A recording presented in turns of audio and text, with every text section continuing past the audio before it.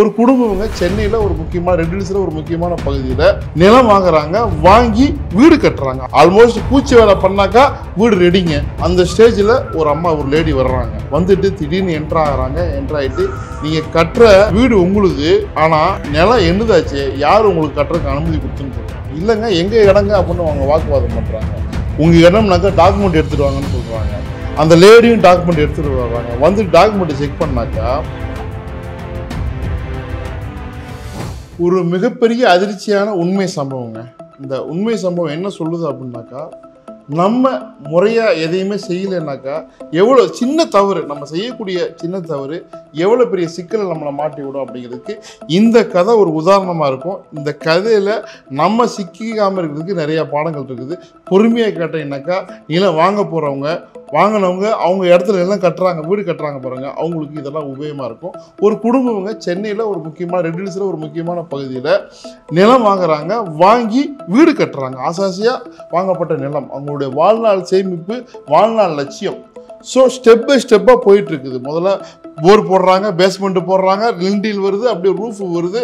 Roof எல்லாம் முடிஞ்சு முழு வடிவம் பெறப்போகுது வீடு. ஆல்மோஸ்ட் பூச்சி வேலை பண்ணாக்கா வீடு ரெடிங்க. அந்த ஸ்டேஜில் ஒரு அம்மா ஒரு லேடி வர்றாங்க, வந்துட்டு திடீர்னு என்ட்ரு ஆகிறாங்க. என்ட்ரு ஆகிட்டு நீங்கள் கட்டுற வீடு உங்களுக்கு, ஆனால் நிலம் என்னதாச்சு, யார் உங்களுக்கு கட்டுறதுக்கு அனுமதி கொடுத்துன்னு கேட்குறாங்க. பேர் அதிர்ச்சியாச்சு அந்த குடும்பத்துக்கு. இல்லைங்க எங்கள் இடங்க அப்படின்னு அவங்க வாக்குவாதம் பண்ணுறாங்க. உங்கள் இடம்னாக்கா டாக்குமெண்ட் எடுத்துகிட்டு வாங்கன்னு சொல்கிறாங்க. அந்த லேடியும் டாக்குமெண்ட் எடுத்துகிட்டு வர்றாங்க. வந்து டாக்குமெண்ட்டை செக் பண்ணாக்கா ஸோ அந்த லேடி பேரில் தான் அந்த இடம் இருக்குது. அப்போ இவங்க இடம் எங்கே போச்சு? இவங்க இடம் அதுக்கு ஆப்போசிட்டில் இருக்குது. அதாவது நிலத்தை வாங்கும் போது முறையாக அளக்காமல் கரெக்டாக ஐடென்டிஃபை பண்ணாமல் அவங்க வீடு கட்டுறதுனால மிகப்பெரிய சிக்கலில் அந்த குடும்பம் மாட்டிக்கிச்சு. அதுக்கப்புறம் அந்த குடும்பம் வந்து அந்த லேடிக்கிட்ட மன்றாடி கேட்குறாங்க, ஆப்போசிட் நிலத்தை நீங்கள் எடுத்துக்கங்க அப்படின்னு கெஞ்சுறாங்க. ஆனால் அப்பவும் வந்து என்ன பண்ணுறாங்க, அந்த லேடி இல்லைங்க நிலம் என்னது, என் இடத்துல நீங்கள் வீடு கட்டாதீங்க, வீட்டை வேணால் நீங்கள் எடுத்துகிட்டு அங்கிட்டு போயிருங்க, வீட்டை இடிங்கன்றாங்க. இடிக்கவும் சொல்கிறாங்க. ரொம்ப அழுகுறாங்க. அந்த குடும்பம் உண்மையாக நடந்திருக்க சம்பவங்க. ஒரு 10 வருடத்துக்கு முன்னாடி அந்த லேடி எதற்கும் மனமடங்களை போலீஸ்களை கம்ப்ளைண்ட்லாம் கொடுத்து அந்த வீட்டை இடிக்க வச்சாங்க. இடிச்சிட்டு தான் போச்சு அந்த ஃபேமிலி. ஆனால் இதுக்கெல்லாம் நடுவில் நின்றது ஒரு பெரிய ஒரு ரியல் எஸ்டேட் புரோக்கர், ரொம்ப அனுபவம் வாய்ந்தவர். அதாவது இந்த தொழிலில் இப்படி கூட 1000 எரர்ஸ் நடக்கும் அப்படிங்கிறதுக்கு அந்த சம்பவம் எங்களுக்கு ஒரு பெரிய உதாரணங்க. அந்த புரோக்கர் எவ்வளவோ அவர் தரப்பில் வந்து முயற்சி பண்ணார். ஆனால் அந்த புரோக்கர் தப்பு செய்யவே இல்லை.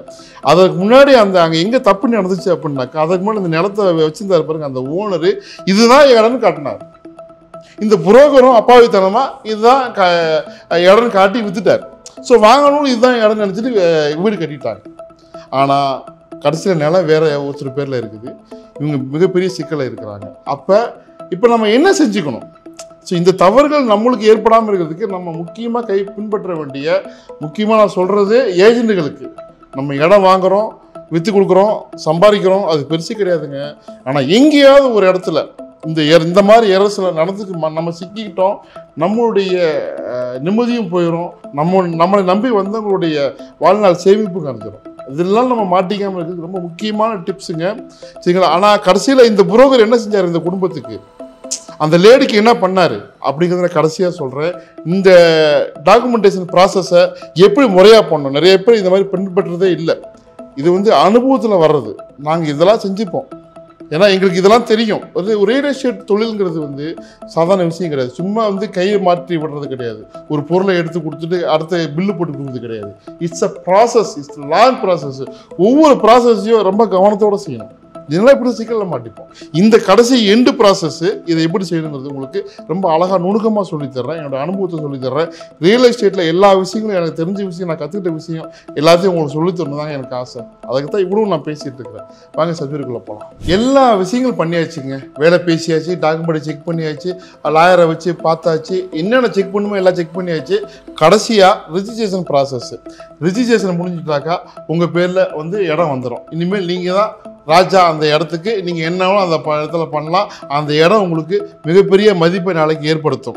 அது நிச்சயமாக நடக்கும். நீங்கள் தான் அந்த ப்ராப்பர்ட்டிக்கு ராஜா, ஓனரு. ஆனால் இன்னொரு முக்கியமான ப்ராசஸ் இருக்குது, ஃபைனல் ப்ராசஸ். இதை யாரும் செய்கிறதில்ல. என்ன பண்ணணுன்னாக்கா, டாக்குமெண்டேஷனில் முக்கியமாக பின்பற்ற வேண்டிய ஒரு நடைமுறைங்க, யாரும் அதிகமாக செய்யாது. ஆனால் நாங்கள் இதை எங்களுடைய கிளைண்ட்டுக்கு நாங்கள் எப்போவுமே இந்த ஃபைனல் ப்ராசஸை நாங்கள் செய்வோம். அதாவது ஒரு புதிய லே அவுட்டில் அவங்க எல்லாம் கரெக்டாக மெஷூர் பண்ணி போட்டிருப்பாங்க. அந்த லே அவுட்டில் 99% நம்ம அதை பண்ண தேவையில்லை, ஆல்ரெடி அவங்க பண்ணியிருப்பாங்க. பண்ணலன்னா அவங்க தான் மாட்டிப்பாங்க. பட்டு இந்த ரீசேல் பிளாட்ஸ்லாம் வருது பாருங்கள், ஒரு 5 வருஷம் 10 வருஷம் முன்னாடி வாங்குறது, ஒரு 20 வருஷத்துக்கு முன்னாடி வாங்கினது, இல்லை இண்டிவிஜுவல் வீடுகளில் நிலங்கள்லாம் இருக்கும். அதில் நம்ம என்ன பண்ணோம்னாக்கா, இடத்த மெஷூர் பண்ணணும். யாரை வச்சு மெஷூர் பண்ணணும்? ஒரு சர்வேயர், அனுபவம் வாய்ந்த சர்வேயர்.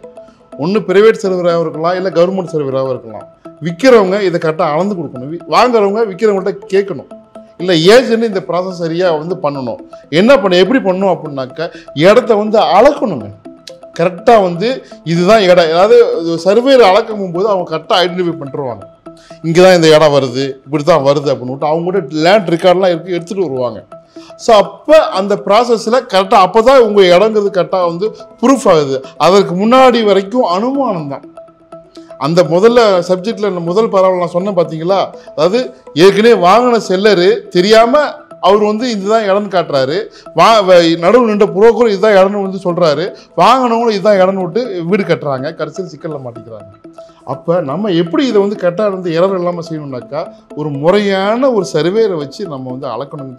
புரிஞ்சுங்களா? அளக்கும் போது நம்ம கண்டுபிடிச்சிடலாம். அது இல்லாமல் இன்னொரு முக்கியமான விஷயம் இருக்குது, பாயிண்ட் இருக்குது. இடத்த ஒரு வேலை அளவுகள் சரியாக இருந்ததுன்னா ஓகே. தப்பாக இருந்துச்சுனாக்கா, மெஷர்மெண்ட் தப்பாக இருந்ததுனாக்கா இங்கே கண்டுபிடிச்சிடலாம். 1500 ஸ்கொயர் ஃபீட்டுக்கு இங்கே 1450 ஸ்கொயர் ஃபீட்டு தான், 50 ஸ்கொயர் ஃபீட் நம்மளுக்கு தான் நஷ்டம். இன்னொரு முக்கியமான டிப்ஸுங்க, இந்த ஸ்டேஜில் தான் நாங்கள் கண்டுபிடிப்போம். நாங்கள் என்ன பண்ணுவோம்னாக்கா, டமால்னு போட்டு அங்கே இடத்த நாங்கள் பண்ணுவோம். அளக்கும் போது பயங்கர ஒரு 4 பேர் 5 பேர் போயிட்டு எங்களுக்கு கொஞ்சம் சந்தேகமாக இருந்ததுனாக்கா, எதுக்கு இந்த ப்ராசஸை பண்ணுறோம் அப்படின்னாக்கா, ஒருவேளை அந்த இடத்துல ஏதாவது வில்லங்க இருந்ததுனாக்கா, யாராவது அவருக்குரிய யாராவது இருந்தாங்க வருவாங்க அப்படின்னு விட்டு நாங்கள் இந்த வில்லங்கத்தை நீங்கள் எவ்வளோ பெரிய அட்வொகேட்டை வச்சு நீங்கள் செக் பண்ணாலும் இந்த அறிவு அனுபவத்தில் வர்றது. இந்த ப்ராசஸை யாரும் செய்ய மாட்டாங்க. கடைசியில் வீடு கட்டும் போது தான் நம்மளுக்கு அங்கே இருக்கக்கூடிய பக்கத்தில் இருக்கக்கூடிய பிரச்சனைலாம் தெரியும். நம்ம அளக்கும் போது இதை கண்டுபிடிச்சிடலாம். ரொம்ப முக்கியமான ப்ராசஸ்.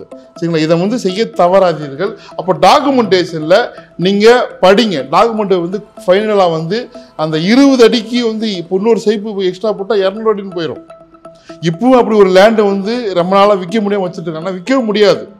ஒருவேளை எதாவது ஆயிடுச்சுனாக்கா டாக்குமெண்ட்டை திரும்ப நம்ம இது பண்ணுறதுக்கு இன்னொரு ஏற்கனவே வித்தவங்களை கூப்பிடணும் நம்ம சரி பண்ணுறதுக்கு.